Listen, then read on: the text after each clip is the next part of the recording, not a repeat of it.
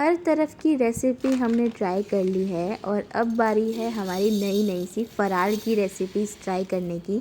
तो उसकी ये सेकंड रेसिपी है। पहले मैंने आप लोगों को 3 तरह की डिफरेंट चिप्स बनाना बताया था। अब आप लोगों के साथ एक और नई रेसिपी शेयर कर रही हूँ जो कि है फ़राली ढोकला की रेसिपी। तो उसके लिए हमने यहाँ पे मोरैया लिया है जो कि इजीली मार्केट में अवेलेबल होता है।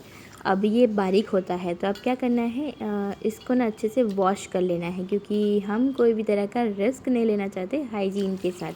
तो इसके अंदर जो भी डस्ट होगा ना वो पानी से निकल जाएगा, स्टार्च वार्च जो भी होता है वो सब निकल जाता है। तो 4 से 5 बार इसे अच्छे से वॉश कर लेना है। और अगर आपको इस तरह से ना पाए तो आप एक छन्नी की मदद ले सकते हैं। और ये देखिए, ये मोरैया जो है ना वो एकदम साफ़ हो चुका है, ये आप देख सकते हैं क्लीन हो गया है। अब इसके अंदर हमें एकदम खट्टी वाली जो छाछ आती है ना, बटर मिल्क जिसे कहते हैं, वो डाल करके इसे भीगने देना है। अब कितने टाइम के लिए भीगने देना है, तो करीब 3 घंटे के लिए, 3 से 4 घंटे के लिए इसे हमें भीगने देंगे और फिर हम इसकी आगे की प्रोसेस शुरू करेंगे। तो ये जो ढोकला होते हैं ना वो इतने यम्मी लगते हैं कि एक ऐसी रेसिपी अगर मिल जाए, मतलब एक ऐसा फूड अगर मिल जाए ना फ़राल में खाने के लिए, तो मज़ा ही आ जाता है। तो किसी को ऐसा नहीं लगेगा कि भाई आज हमारा फ़ास्ट था। तो ज़रूर ट्राई कीजिए इस तरह की नई नई रेसिपीज़। और उसके लिए आपको सब्सक्राइब भी तो करना पड़ेगा ना, तो सब्सक्राइब एंड फॉलो कर दीजिए नेहा नैया व्लॉग्स को। तो आपके साथ ऐसी ऐसी नई नई रेसिपीज़ हम लोग शेयर करते रहेंगे। अब क्या करेंगे, हमने यहाँ पे एक प्लेट को ग्रीस कर लिया है ऑयल की मदद से। और अब हमने कढ़ाई के अंदर पानी ले लिया है और उसके अंदर एक छन्नी रख देंगे जिससे कि पानी की भाप जो है ना वो ऊपर आती रहेगी इसकी मदद से। और जो ढोकला है ना इससे पकते रहेंगे। आप चाहे तो अगर वो ढोकड़िया जो होता है उसके अंदर बनाना चाहे तो बना सकते हैं, पर हम लोग घर पे बनाते हैं उसी टेक्निक से बना रहे हैं यहाँ पे। और यहाँ पे आप देख सकते हैं ये जो मोरैया है ना वो अच्छे से भीग चुका है। 4 घंटे के तक हमने इसको भिगाया है। और अब इसे हमें एक मिक्सर जार के अंदर ट्रांसफ़र कर लेना है क्योंकि ये अभी भी बहुत मोटा लग रहा है, इसलिए एकदम ही हमें इसकी पेस्ट टाइप की चाहिए होगी।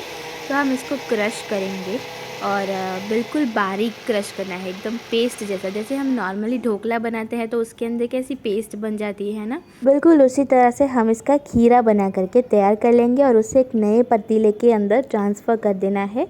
और ये ढोकला जो है ना फ्लफ़ी बनेंगे। अगर आपको ऐसा डाउट हो कि ये फ़राली ढोकला कैसे बनेगा, तो ज़रूर बनता है। और जो सादे बनाते हैं ना उसी तरह से फ्लफ़ी भी बनते हैं, खमन टाइप के। तो अब इसके अंदर हम मसाले कर देंगे। तो यहाँ पे हमने अदरक की पेस्ट ऐड करी है थोड़ी सी। अगर आप ना खाते हो तो इसको स्किप भी कर दीजिएगा, कोई बात नहीं।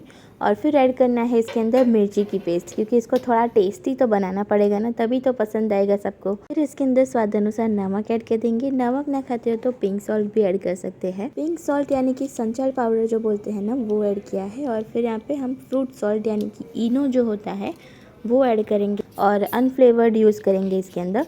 और इसे एकदम ही अच्छे से मिक्स कर देना है जिससे कि ये इसके अंदर बबल्स आ जाएंगे थोड़े और ये फ्लफ़ी हो जाएगा बैटर। तो फटाफट से इसको मिक्स कर दीजिए। और ये देखिए, आप बैटर देख सकते हैं बहुत अच्छे से विस्क हो चुका है। अब जो हमने प्लेट रखी है ना कढ़ाई के अंदर, उसके अंदर हम ये जो खीरा है वो डाल देंगे ढोकला बनने के लिए। तो आपको क्या पसंद है फ़राली रेसिपीज़ में, वो हमें कमेंट करके ज़रूर बताइएगा।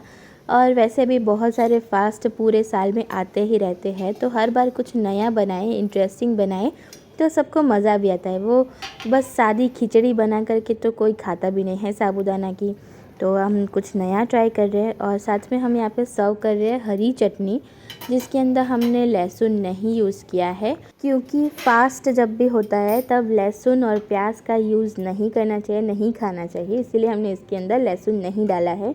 और 5 मिनट के अंदर ही ये हमारे जो ढोकला है वो बन करके रेडी हो गए हैं। अब हम इसके पीसेस कट कर लेंगे। आप कोई भी शेप में कट कर सकते हैं, छोटे बड़े, डायमंड हो या स्क्वायर हो, आपको जैसा पसंद हो आप उस तरह से कट कर लीजिए। और ये हमारे ढोकला बन करके रेडी हो गए हैं। तो अब हम इसे सर्व कर लेंगे। तो हमने इसको डायमंड शेप दिया है और सर्विंग में ये बहुत ही सुंदर लगते हैं, है ना। तो बस ये रेडी हो चुके हैं। आप लोग ट्राई कीजिए, सब्सक्राइब कीजिए और लाइक और कमेंट ज़रूर कीजिए। कमेंट करोगे तभी तो हमें पता चलेगा कि आपको रेसिपी पसंद आई या नहीं। और ऊपर से हमने ऑयल डाल दिया है और थोड़ी सी मिर्ची भी डाल दी है, मिर्ची से उसको गार्निश कर दिया है। बस रेडी है। तो बस आज के हमारे 3 सब्सक्राइबर्स मैं आपको बता देती हूँ। तो पहले है अर्शी जादव जी जो हमें कमेंट करते हैं, सेकंड है जाडेजा प्रवीण जी और थर्ड है ऋषि मेहता जो कि हमें कमेंट करके सब शेयर करते हैं उनके रिव्यूज़।